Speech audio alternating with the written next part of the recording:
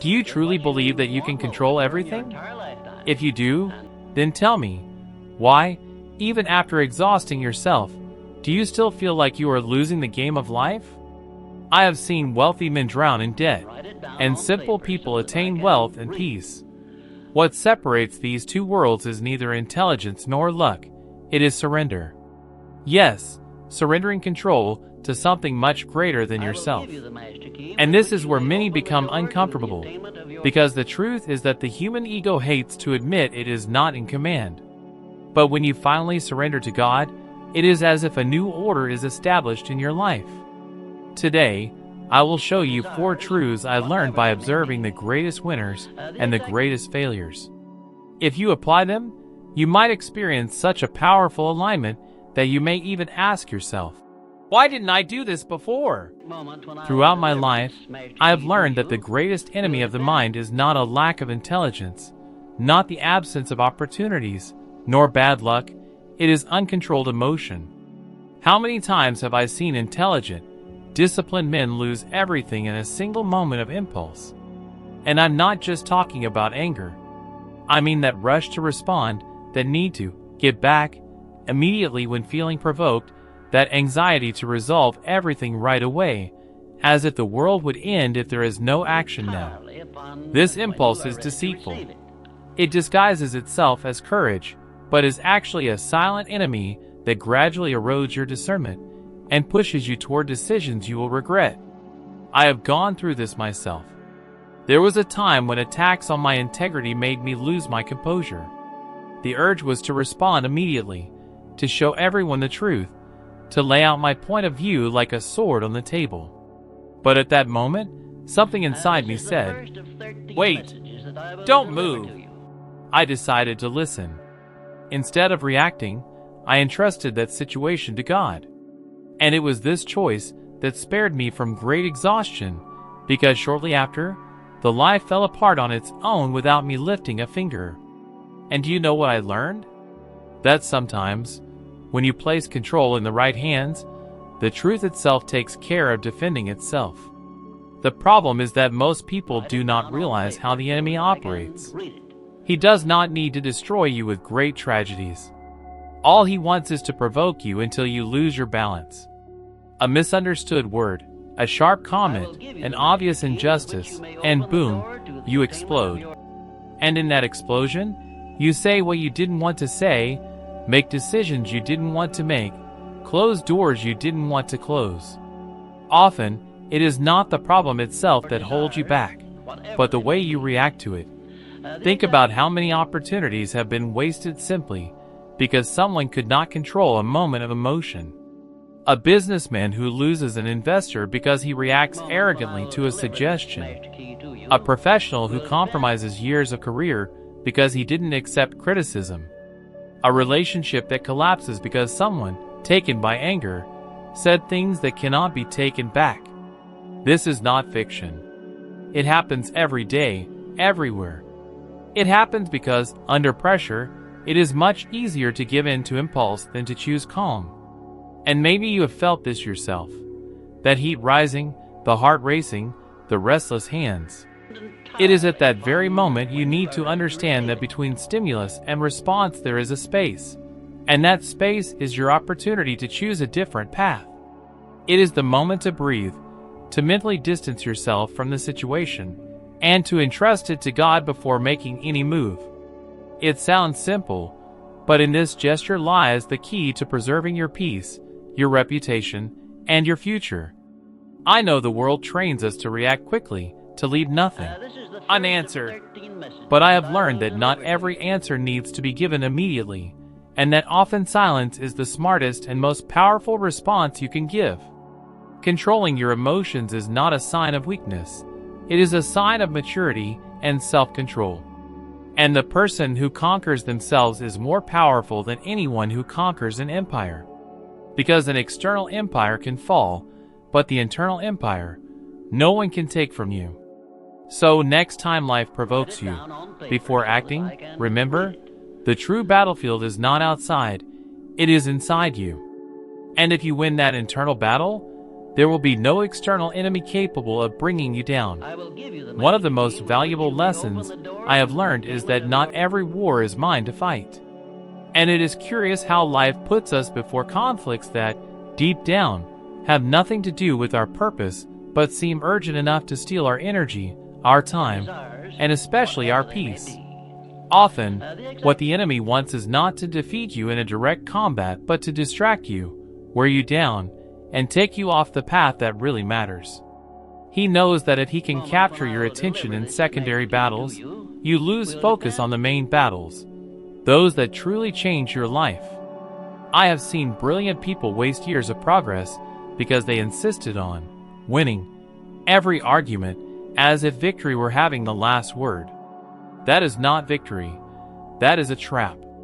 It is like a general who, instead of protecting his fortress, decides to engage in every minor confrontation on the roadside, only to return and discover he lost everything that truly mattered. The emotional and spiritual cost of these useless battles is too high, and often it is realized only when it is too late. I remember a businessman friend, a smart and hardworking man, who nearly ruined his company because he could not yield. Any disagreement with partners or clients became a battlefield. He was proud of not taking insults home, but he did not realize he was undermining valuable alliances. Only when he understood that yielding is not surrender, and that silence is often a more powerful strategy than attack, did he begin to rebuild bridges and see his business thrive again. And you? How many times have you gotten involved in arguments that, looking back, meant nothing? How many times did you feel that you had to respond, only to realize later that it did not improve your life? This constant need to always be right, and to show that you do not accept provocations is often a trap for your ego. And the ego is a poor compass because it only thinks about the present, never about tomorrow. The Bible gives us clear examples of this. Moses, a man who led his people for decades, lost entry into the promised land because of a single moment of anger. Think about that. Years of obedience and leadership, and all was lost because he let emotion decide for him. This story is not recorded to frighten us, but to warn us. If even great leaders chosen by God can lose promises because they act impulsively, what makes us think we are immune? I understood that when you learn to choose the battles you will fight, it is not a sign of cowardice, but of spiritual intelligence. Some battles are won with words, others with silence. Some require immediate action, others only prayer and patience. And this requires discernment. The enemy will provoke you, will try to create small crises to distract you, but it is up to you to decide whether to waste ammunition on something that leads you nowhere. Next time someone provokes you, or an unfair situation tries to drag you into confrontation, ask yourself, does this bring me closer to what God wants for me, or push me away from it? This simple question is a powerful filter, because not every challenge that appears is an invitation to fight.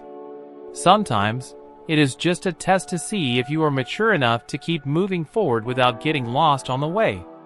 And when you learn to ignore certain battles, something amazing happens. Your energy begins to focus on what really matters. You gain clarity, you gain time, and what once seemed impossible to conquer begins to become achievable. Because in the end, it is not about winning all the fights. It is about winning the right ones. When you align with God, something extraordinary happens. Things stop being just the result of effort and start to flow with an almost inexplicable naturalness. It is like adjusting a compass that was a few degrees off course. You may be moving fast, but if you are not pointed toward the right destination, all that movement is a waste of energy. Alignment is not just about being on God's path. It is about walking at the right pace, with the right focus, and in the right direction. I have experienced periods when I worked day and night, chasing goals that seemed promising but, deep down, had nothing to do with the purpose God had placed in my heart. And the result was always the same: exhaustion, frustration, and the feeling of running in circles. It was only when I stopped to listen, not just to what the world expected of me, but what God was really telling me, that I realized true success is not the quantity of movement, but the quality of direction. Most people are so busy trying to make things work that they do not realize they are fighting to open doors that were never theirs. That is why many reach their goals and still feel a huge emptiness. Because getting there means nothing if there was not the place you were meant to be. Alignment with God takes you out of the race to please the world and puts you on the journey to fulfill your purpose. And this not only brings peace, but also accelerates results. Look at the example of Oprah Winfrey. She could have followed careers that seemed safe, but chose a path aligned with her purpose to inspire people. That alignment not only led her to success, but made her one of the most influential women on the planet. And that did not happen because she tried to be everywhere or please everyone, but because she remained faithful to a clear focus. Now think about how many times you started something just because it seemed like a good opportunity, but had no deep meaning for you. How many projects, relationships, or jobs did you maintain just to avoid disappointing others, even while feeling inside that it was not your place? This disconnect causes tiredness, discouragement, and often emotional crisis. But when you realign, it is as if a weight is lifted off your shoulders, and suddenly, what once seemed impossible begins to flow easily. Alignment requires courage. Courage to say no to good things so you can say yes to the right things. Courage to leave paths that no longer fit the purpose God gave you. Courage to stop, listen, and wait. And when that courage is accompanied by obedience, the right resources appear, the right people come, and the right opportunities present themselves. It is almost as if the universe conspires in your favor, but in truth, it is God putting everything in place. If today you feel like you are moving a lot but advancing little, perhaps the problem is not speed but direction. And sometimes, changing direction does not mean abandoning everything but adjusting a few degrees in your route. And that small adjustment can be the difference between living exhausted and living fulfilled. Because what is yours is already prepared, but will only manifest when you are exactly where you should be. Giving it to God does not mean crossing your arms and waiting for everything to fall from the sky. This is one of the biggest misconceptions I see people make. Giving it is indeed trusting, but it is also acting as one who already believes the answer is on its way. It is like the farmer who plants the seed. He does not stand still staring at the ground waiting for it to sprout. He waters, protects, cares for the soil, and maintains the certainty that, in due time, he will harvest. And the most interesting thing is that when you act with this practical faith, the miracle not only becomes possible, it becomes inevitable. I remember a man I met after one of my lectures. He was going through a difficult phase, accumulated debts, a family in crisis, and a constant feeling of defeat. That day, he told me he was willing to apply everything he had learned, but in a different way. Instead of waking up complaining or worrying, he decided every morning to give thanks for opportunities that had not yet appeared and to act as if they were already present.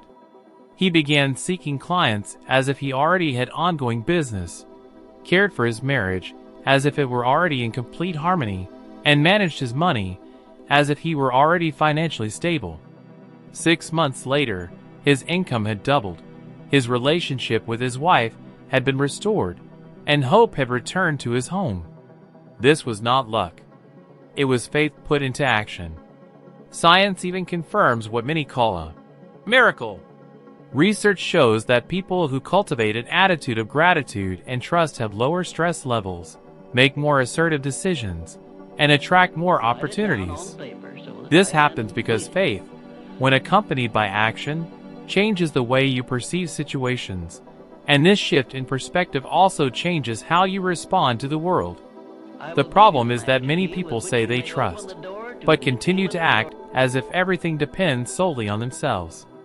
It's like handing something over to God and then taking it back 5 minutes later to handle it your own way. That is not surrender. It is anxiety disguised as faith. True surrender requires patience, and patience demands the courage to wait without losing the rhythm of action.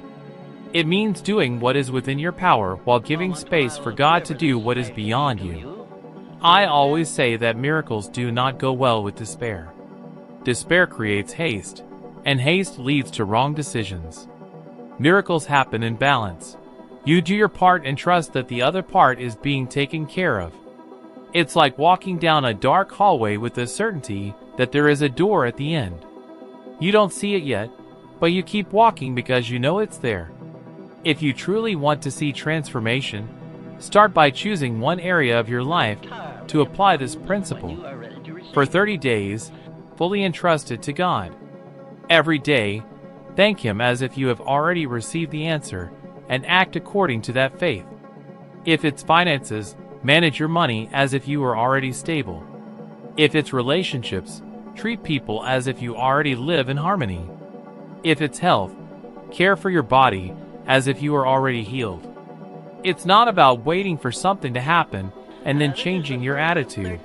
It's about changing your attitude now so that something can happen. And when you live this way, something extraordinary happens. Doors begin to open where there were once only walls, and paths appear where there were only obstacles before. Not because the world suddenly changed, but because you changed inside. And this inner change is the invitation the miracle needs to manifest. If there is one thing you should keep in your heart after all we have talked about, it is that fighting alone is not always a sign of strength. It is often a sign of unnecessary exhaustion. When you learn to surrender to God while acting with faith, you not only preserve your peace, but also create space for the impossible to become reality. This is the key point. It's not about controlling everything, but about trusting as you walk. And if you want to continue advancing on this journey, I invite you to watch the next video appearing on your screen. In it, we will take another step in your evolution of wisdom so that you become 1% better than you are now. Thank you for being here with me, and I'll see you there in the next video.